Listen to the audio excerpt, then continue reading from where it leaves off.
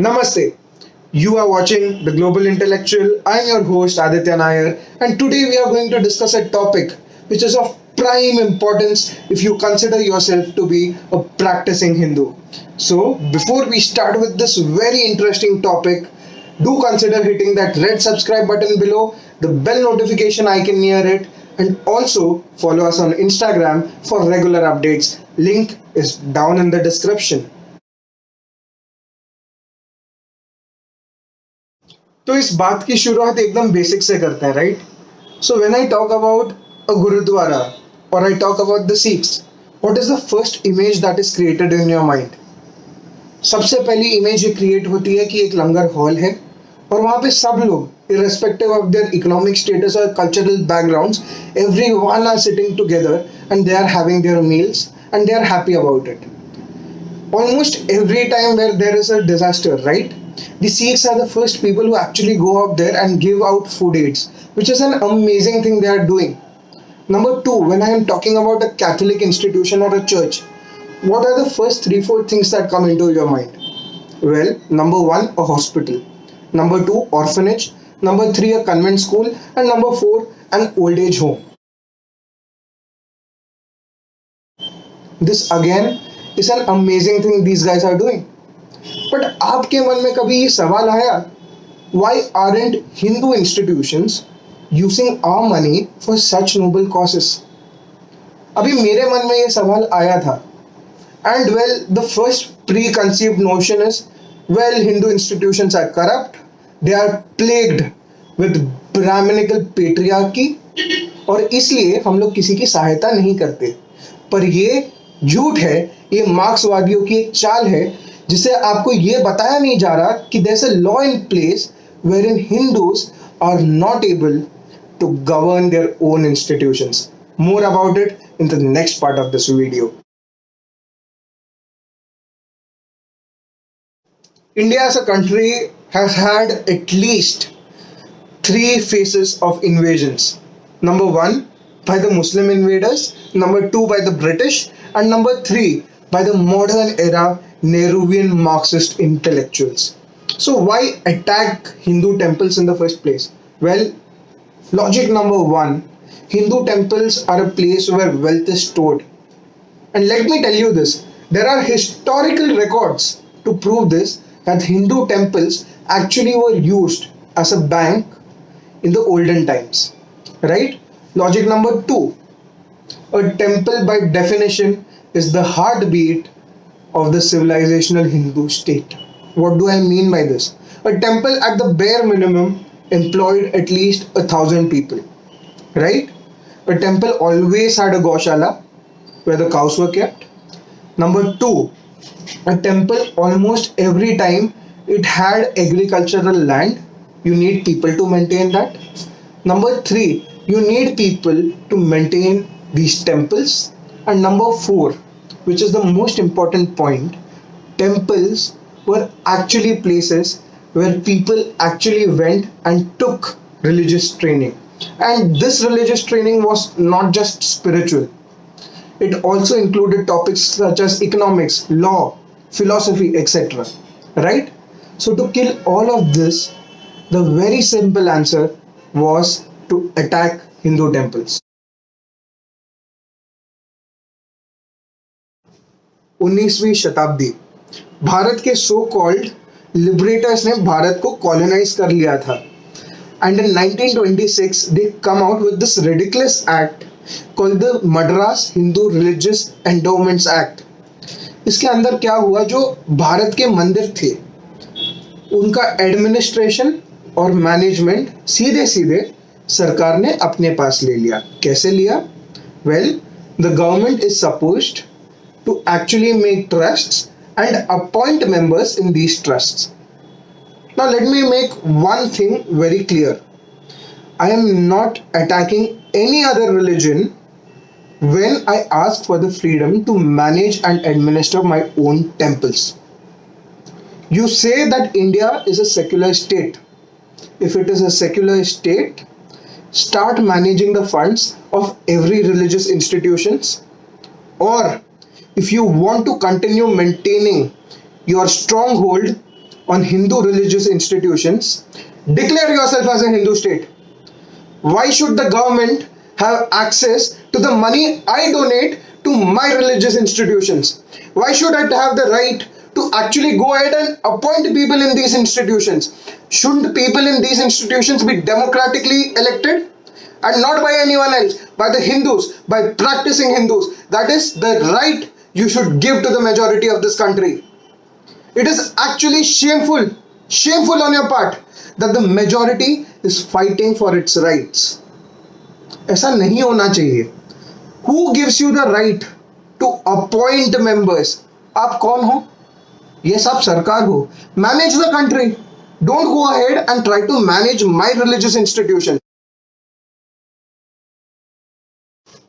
तो जब भी एक हिंदू ये बोलेगा नहीं I want the right to manage and administer my own temples, एक लेफ्टिस्ट खड़ा हो जाएगा और वो ये बोलेगा नहीं हिंदुइज्म में तो ब्राह्मणिकल पेट्रियार्की है और इसलिए these people they discriminate against various sub groups various sub identities, इसलिए हम आपको एडमिनिस्टर करने नहीं दे सकते.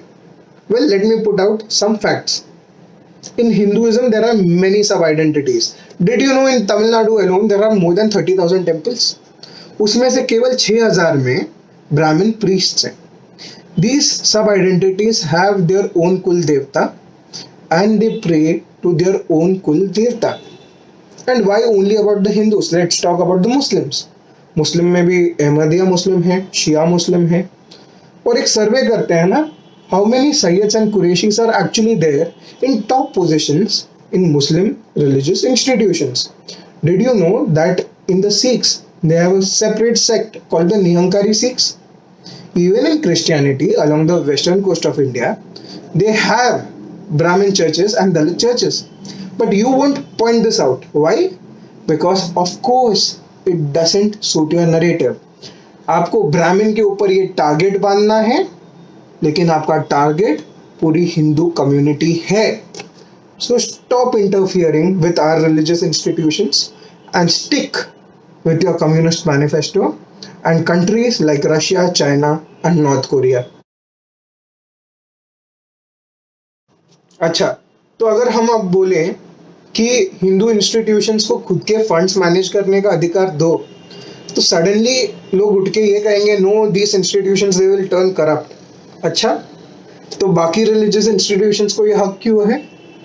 दूसरी बात, according to me any institution which has the inflow and outflow of money has the possibility of being corrupt. और इंडिया में तो इतने सारे स्कैम्स आए हैं.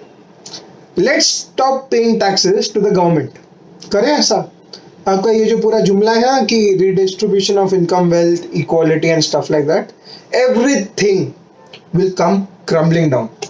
दूसरी बात, आप लोग करप्शन की बात करते हैं.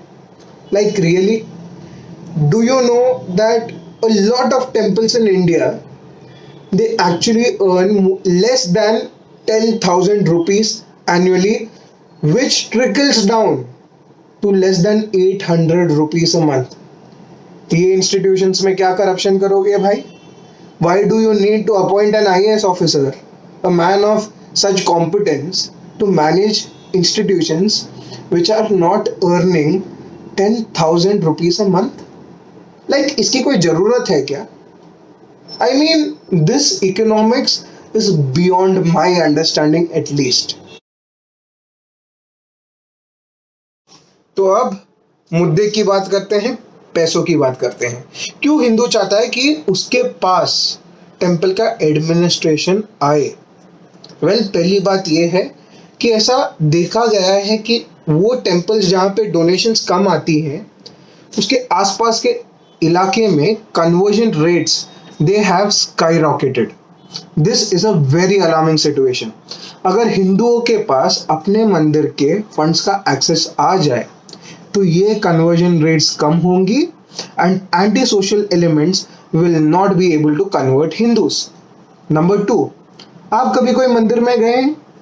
Have you seen those VIP passes, VIP queues where you can just bypass the common line and have the darshan of your deity? अभी मुझे इससे एक प्रॉब्लम है एज अ प्रैक्टिसिंग हिंदू. अगर मेरा एक हिंदू भाई है जिसकी इकोनॉमिक कैपेसिटी मेरी जितनी नहीं है, why should the state give me that right purely based on economics कि मैं उससे जल्दी चले जाऊं, it becomes more convenient for me and I take the darshan. कोई गुरुद्वारे में तो मैंने ऐसा कोई सीन नहीं देखा, कोई चर्च में मैंने ऐसा सीन नहीं देखा वीआईपी पास का। Why only in Hindu institutions? And it is very convenient to blame कि अरे ये तो अंदर के लोग हैं, अंदर के पुजारी साहब होंगे। नहीं, ये पुजारी साहब नहीं है, this is completely the states mandate. State ऐसा चला रहा है मंदिर को, इसलिए ऐसा चल रहा है। It's not about Brahmanical patriarchy, it's about the state's hypocrisy. अब मैं कुछ फिगर्स बताता हूँ। 2002 में कर्नाटका गवर्नमेंट को मंदिरों से 72 करोड़ रुपए मिले। अच्छा, ये पैसे खर्च कैसे हुए? मैंने इन 72 करोड़ में से 10 करोड़ मंदिरों के मेंटेनेंस और जो भी एक्सपेंस है उसके लिए गए। Very good. 50 करोड़ मदरसों और हज सब्सिडी में गए। 10 crore it went for the repairs of churches और 2 करोड़ बाकी इंस्टीट्यूशन में। अब मेरा सवाल है कि जब मैं अपना लैंड एक मंदिर को देता हूं, when I give my jewellery to a temple, why should it be used for Hajj subsidy? अगर गवर्नमेंट को हज सब्सिडी करना है करे, बट हिंदू के पैसे पे क्यों? राइट? सेक्युलर स्टेट होना, मेरा पैसा मेरे इंस्टीट्यूशंस पे खर्च होगा। That is why I am donating money. ये मेरा बिलीफ है। और अगर आप ये सब कामों के लिए यूज कर रहे हो, डू इट, मैं मना नहीं कर रहा। Be a truly secular state और भेजो हज पे सब्सिडीज दो, मदरसों को इंप्रूव करो, but not on Hindu money. Use your taxes and other stuff to pay for these things, right?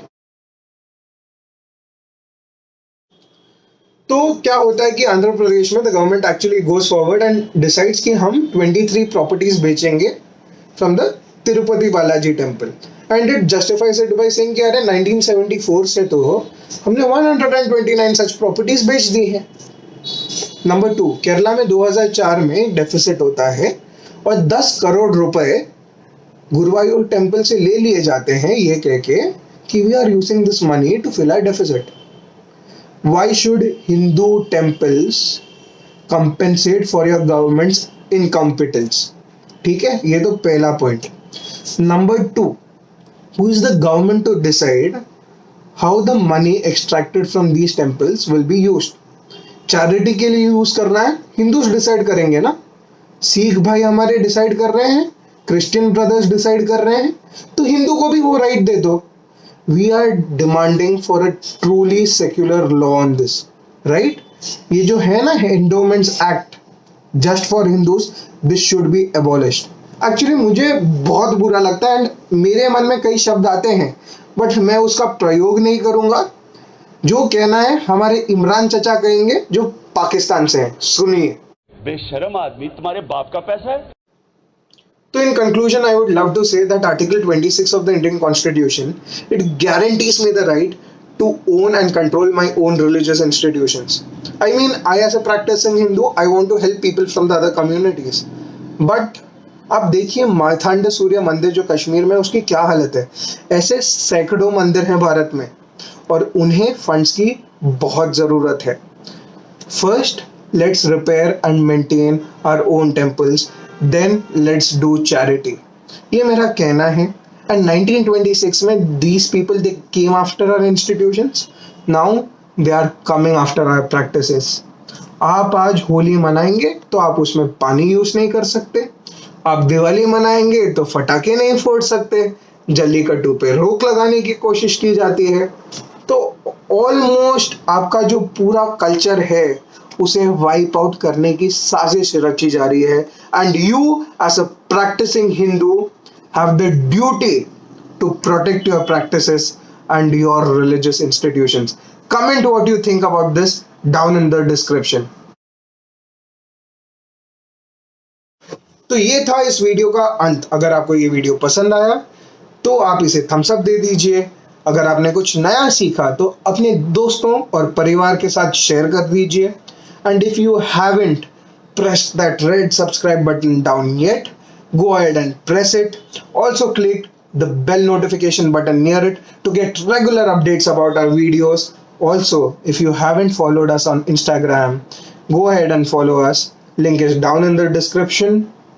See you again next week with another video. Tab tak ke liye, Jai Hind or goodbye.